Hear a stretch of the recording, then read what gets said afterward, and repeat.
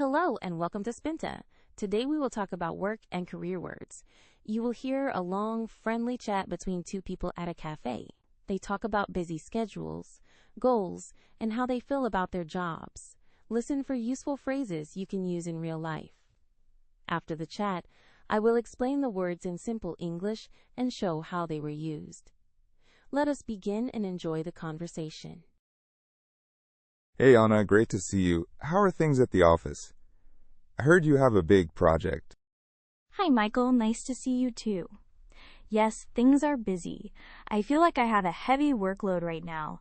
There are so many tasks and a lot of pressure to finish them. I know that feeling. Last month I had to work like a dog to meet a deadline. I stayed late most nights and still worried I would not finish in time. Exactly. Meeting deadlines is so stressful. Are you still trying to climb the corporate ladder at your company? I am. I want to move up, but sometimes I wonder if the promotion is worth it. Climbing the corporate ladder can mean more responsibility and less free time. That is true. A promotion can change your work-life balance. I used to think higher pay would make me happier, but job satisfaction matters a lot too. Job satisfaction is important. I like my work when I feel useful and still have time for family.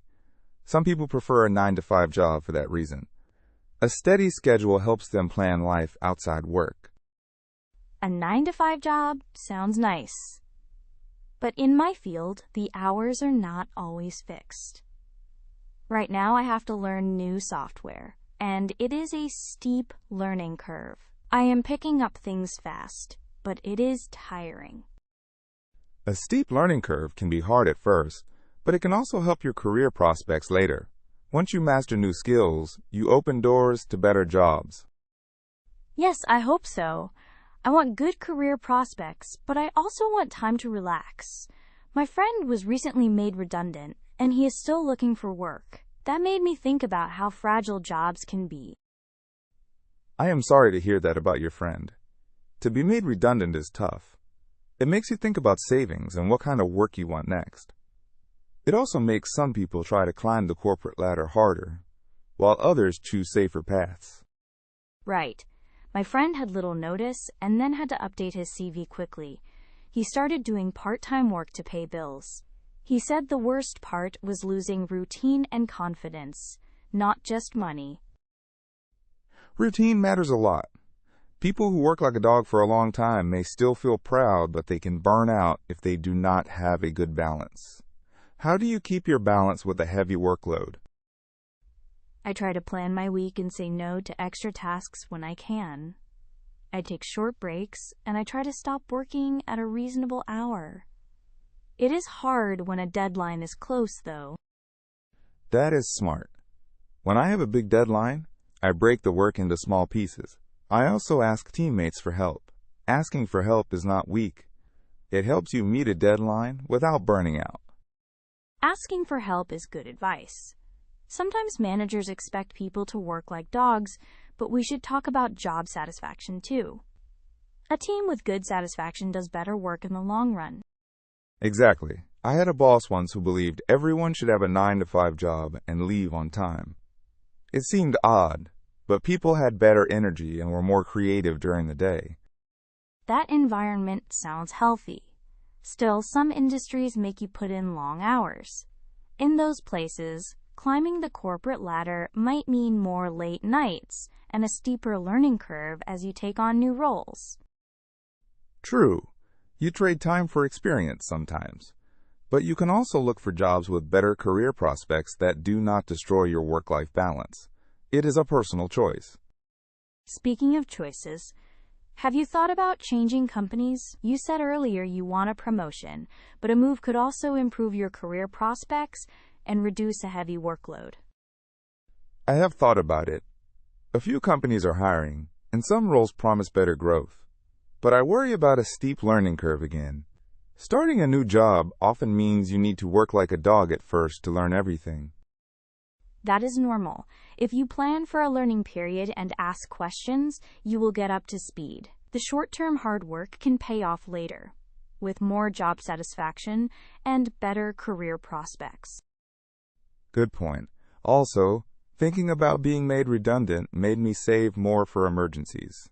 If I had savings, I would feel safer taking a risk for my career. Yes, safety nets help. My friend who was made redundant is retraining now. He said it is a steep learning curve, but he feels hopeful about the future. I like that he is hopeful. Hope changes how you face work. It can make a heavy workload seem short-term and help you aim for job satisfaction later. Exactly. One small tip I learned is to celebrate small wins when you meet a deadline.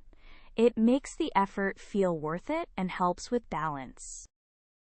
Good idea. I will try that. And I will think more about what climbing the corporate ladder really means for me. Maybe I can find a path with good career prospects and still time for life outside work. That sounds like a healthy plan. Remember, you do not have to work like a dog forever to get results. Smart work and balance can give you both progress and satisfaction. Thank you, Anna. Talking like this helps. Let us meet again soon and check how each of us is doing with deadlines and goals. Yes, let's do that. Good luck with your job search and your plans to climb the corporate ladder. I'll let you know if I hear about any openings with a better work-life balance. Now I will explain the words from the chat in simple English. I will say why people use them and how they help the conversation. When I say a phrase, I will show how Michael and Anna used it and why it matters. When I say to climb the corporate ladder, I mean working to get higher jobs in a company. Michael talks about climbing the corporate ladder when he thinks about promotions and more responsibility. Using this phrase shows a long-term goal at work.